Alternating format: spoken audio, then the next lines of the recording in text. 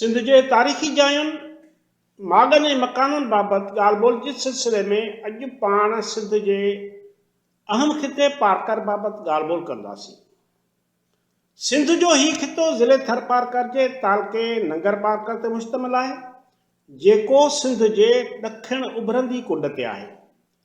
हिक रवायत मूजिब पारकर जे भरवारे कच्छ जो ऋण अॻे सामूंडी खारी हुयो, जेका अचण वञण लाइ माण्हुनि खे पार करे वञणी पवंदी हुई। तंहिं करे इन खे चवंदा हुआ पार उकुर। उन बाबति हिकु ॿी रंध कथा मशहूरु आहे, जंहिं मूजिब इहो नालो पारसर नाले रशीअ तां पियल आहे। पारसर रशी कारूझर जबल में साड़धरी जे वेझो हिकु हंधि पिसंद करे उते पंहिंजी अखंड तपस्या कई हुई, जंहिं दौरान हू 1000 सालनि ताईं पेर जे हर हिकु आङुर ते बीठो हुयो। पारकर वारे भाङे में वॾो ऋण बि आहे, जंहिं बाबति हिकु राय इहा बि आहे त अॻे हिते समुंड हूंदो, जेको कंहिं वॾे ज़िलज़िले सबबि पोइते हटी वियो ऐं वारियासो ऋण वजूद में आयो। पारकर खे थर जे तबई भाङनि जे लिहाज़ सां कंठोब चवंदा आहिनि, जंहिंजी माना आहे कस या ॻिची। कस जो लफ़्ज़ बि कस मां निकितल आहे।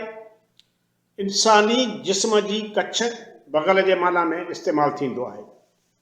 हिते जी ज़मीन, पारकर जी ज़मीन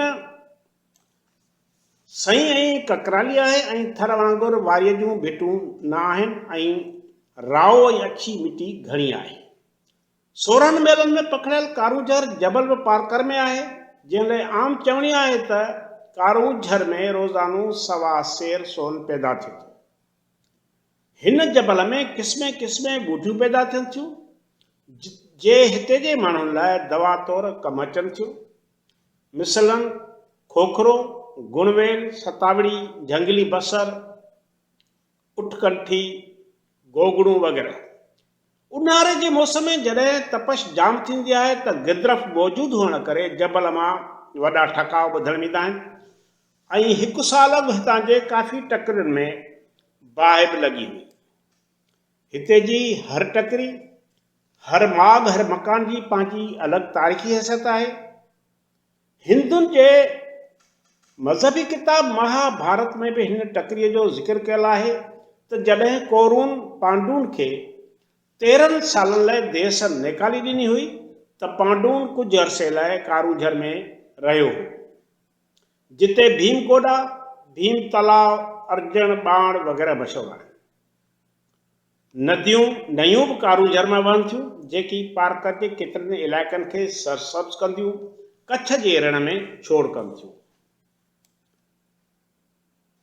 कारूझर जबल में सियार, गिदड़, जरख, मोर, सारस, सहा, हरण ऐं ॿिया जानवरी पखी रहंदा आहिनि। इन खां सवाइ हिन खिते में नंढियूं नंढियूं जाबलू टकरियूं आहिनि, जीअं डूंगरी, ॾेसणी, राणपर, चोड़ोई जी टकरी, खारसर जी टकरी वग़ैरह।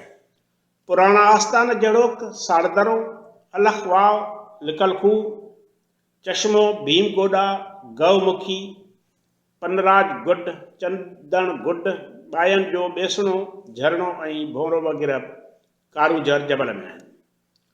1899 धारे नंगर पारकर में अंग्रेज़नि जी हुकूमत जे ख़िलाफ़ बग़ावत पखड़ी। मक़ामी तरह उते राजपूत राणनि जो राज हुयो। अंग्रेज़नि जे पुलिस अहलकारनि जो दस्तो मक़ामी बग़ावत खे रोकण में कामयाब थी वियो। राणे खे 14 सालनि जे कारे पाणी जी सज़ा ऐं संदसि वज़ीर खे 10 सालनि जी सज़ा ॾिनी वई। अंग्रेज़नि सां जिन माण्हुनि मदद कई तिन खे ज़मीनूं मिलियूं। इन ई छापा मार वेड़ में राणनि जे लश्कर में सदन राज जा कूली हुआ, जिन में रूपले पंहिंजी जान ॾेई पाण मल्हायो ऐं संदसि नालो अॼु बि पारकर जे कारूझर में मोर जे ठहूके वांगुरु पियो गूंजे। पारकर में उमूमन पारकरी ॿोली ॻाल्हाई वञे थी। हिते सभ खां वधीक कूली रहनि था, जेकी ॿनी ॿारो ऐं हारपो कनि था। महिरबानी।